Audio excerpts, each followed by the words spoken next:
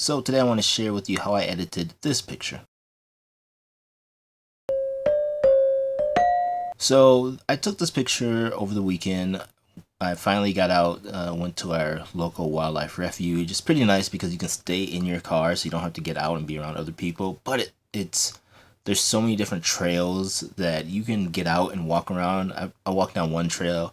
I didn't see anybody there. And so I think I'll probably go back, start doing like some kind of book or some kind of photo series about the wildlife refuge. It's been ever since moving to Colorado and moving to the house that we're in now. It's been like one of the places I love to go and get away, and I don't have to drive a long ways to get out in nature and see nature. They have bison and deer. I've seen a fox, and there's like a ground owl recently out there.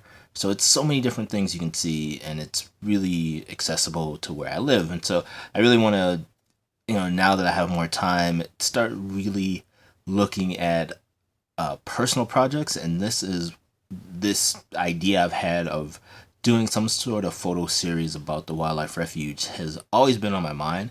And now that I have time, I really want to make that a reality. So let's look at this picture here. This is a picture of a young deer that was out grazing with its entire family or herd of deer. So this is the raw image. I haven't developed the image at all. So for this picture, I want to start with cropping it. That's usually where I start. I'll look at cropping a picture first and then start editing.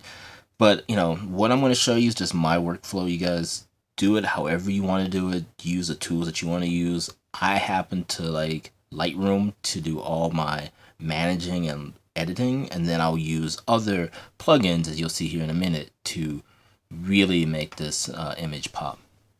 So going to the develop module here, and the first thing I'm going to do is press R, and that takes me into my cropping tool.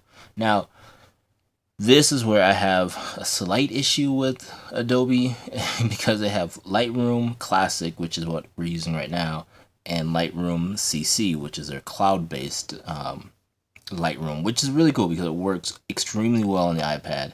It works pretty well on the computer, but their keyboard shortcuts are completely different for the two platforms. Not completely, but there's many things that aren't the same.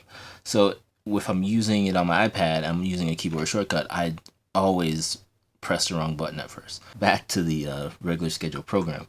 For this one, we're going to do a 1x1 or square image. So and this was shot on my Panasonic G9, the 45 to 200. And I think I like it. Like, I do want to get some of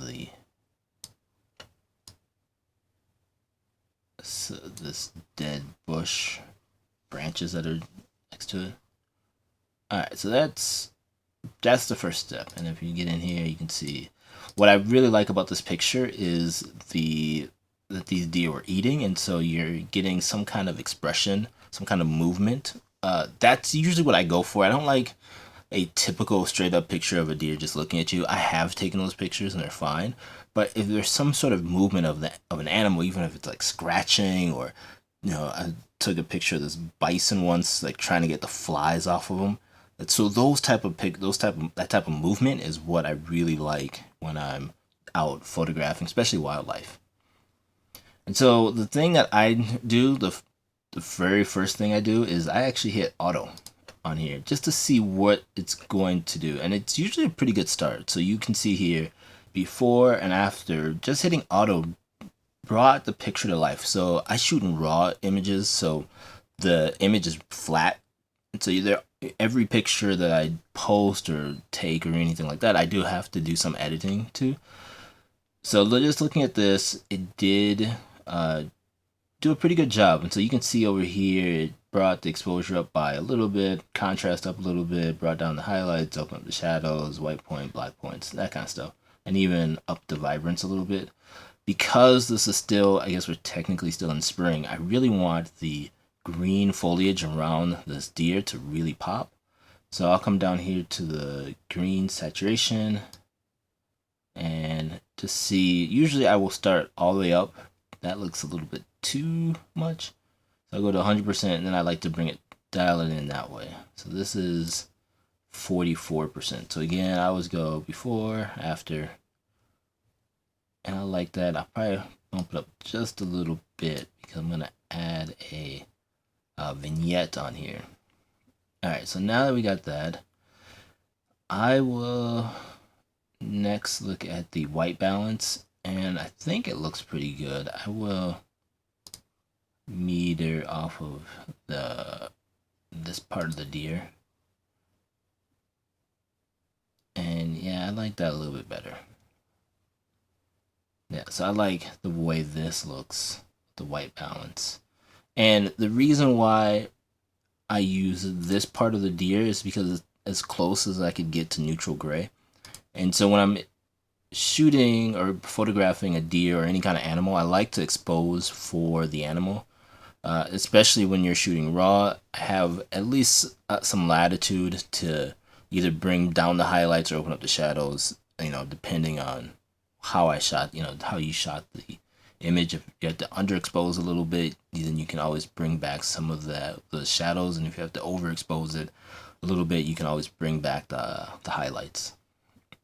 The other thing I like to look at is my histogram here and just see what is clipping. So if I hover over here, I can see I'm missing some detail in the eye. We'll go to 3:1. Zoom in. So you're missing some detail in the eye and right over here. And you can see also that it's pretty noisy. This was shot at ISO 2000 on the Panasonic G9. So it is a little noisy, a little more noisy than I would like. I probably should have dialed in, set the ISO manually, which I didn't do this time. I think I just had it on automatic, but it's fine. And really, I mean, the reality is, this is probably just going to go to Instagram. Follow me on Instagram if you haven't. But it's going to go on Instagram. I'm probably not going to print this picture. I'm not going to blow it up really big. So a little noise, a little grain is perfectly fine for me. All right, so the next thing I'll look at is look at the clarity. And again, you can't go all the way up with the clarity 100% to see what that does. And as you can see, it really brings out the detail in the fur here. And what clarity does, it's not sharpening or anything, but it's doing, like, from what I understand, is micro contrast at a pixel level. I believe that's what it does.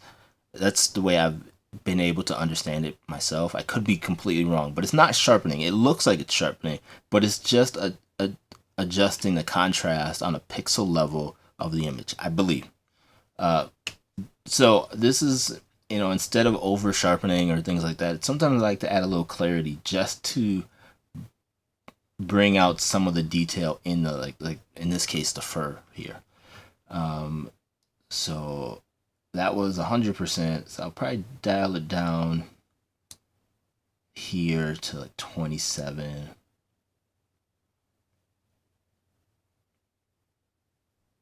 Yeah, 31. So there we go. So now we can see, and we'll bring this back to 1:1. Pretty nice. I like that. So this is going good so far. And again, this is the before and after, and you can always look at them side by side if you wanted to. So before and after. And it's personally, I'm always flipping back to before and after just so I can see, just to make sure I'm not overdoing it, right? I don't want to. I've done it too many times where I've processed a picture, I come back a couple days later, and it's like way over processed. The saturation is way off, the color, the white balance is way off, in my opinion. So I always like to go back and forth just to make sure I'm not overdoing it. And looking at the green, again, I want to bump that up just a little bit more. So we're going to take it to 63. I like that. And the other nice thing about using Lightroom is you can see your history of your edits right here on the side. So if I ever wanted to go back to a certain point, let's say I went too far and said, whoa, this is not where I want it to be, I can always dial it back. So this camera and lens combination doesn't have an automatic profile. I usually just come in here and hit remove chromatic aberrations. So that's just any of the, if you look at an image and it has like purple haze around the edge or something like that, that's the chromatic aberration. So I like to remove that. I do it auto. If it's a really bad image, I'll go in and manually adjust it. But this one, there wasn't much anyways, so I think we're good. And then detail. So this is where I would normally do my sharpening and noise reduction, but I'm actually going to turn sharpening all the way down and just turn it off and turn off noise reduction. Now for this image, there isn't a built-in profile for the lens and camera I'm using. And the last thing I will do for this one is add a slight vignette, just so the deer itself stands out. If you look at it before and then with it, it's very slight. You know, it's nothing. You could go really like this, you know, or something like this, but that is just a little bit too much for me. So I like to add just a slight vignette just to draw the eye to the center of the image. And if I really wanted to, I could crop it down a little bit more, but I like this. This looks good. So now from here, what I will do is open this in Topaz Labs Sharpen. So this is an external app from Topaz Labs. It's their sharpening tool.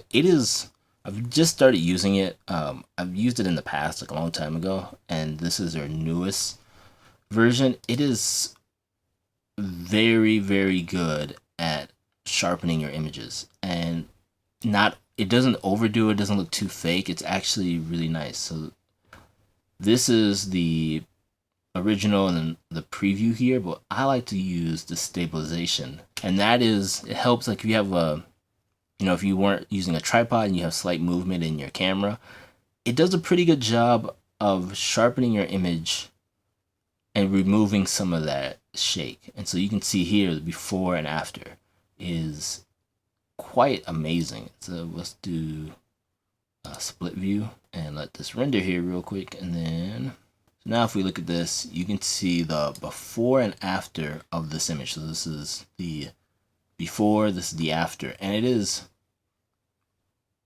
very good how well this sharpened up this image. Now you do have more noise over here, but we'll take care of that here in a second.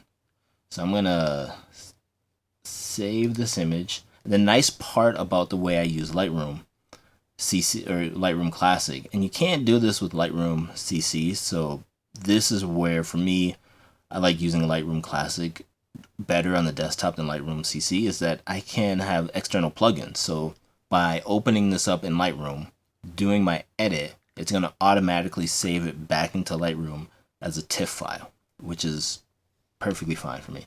Again, this isn't going to a client or anything. This is just going to Instagram, so the image will look fine. We're going to, depending on how large your image is, it takes a little bit to process this file, so we'll pick it back up after it's done processing.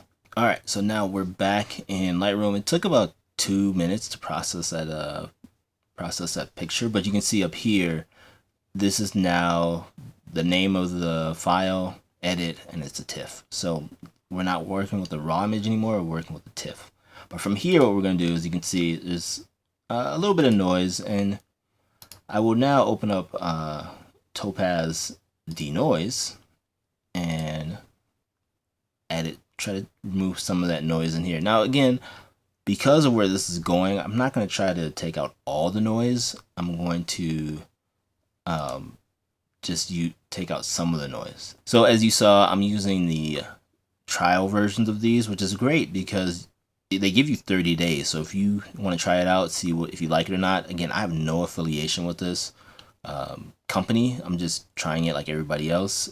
If you like it, it's I think like $80 for each one, which is a little expensive, but you own it, right? It's not a subscription. It's not, there's no monthly cost or anything like that. Once you pay for it, you own it, which I do like, unlike Adobe.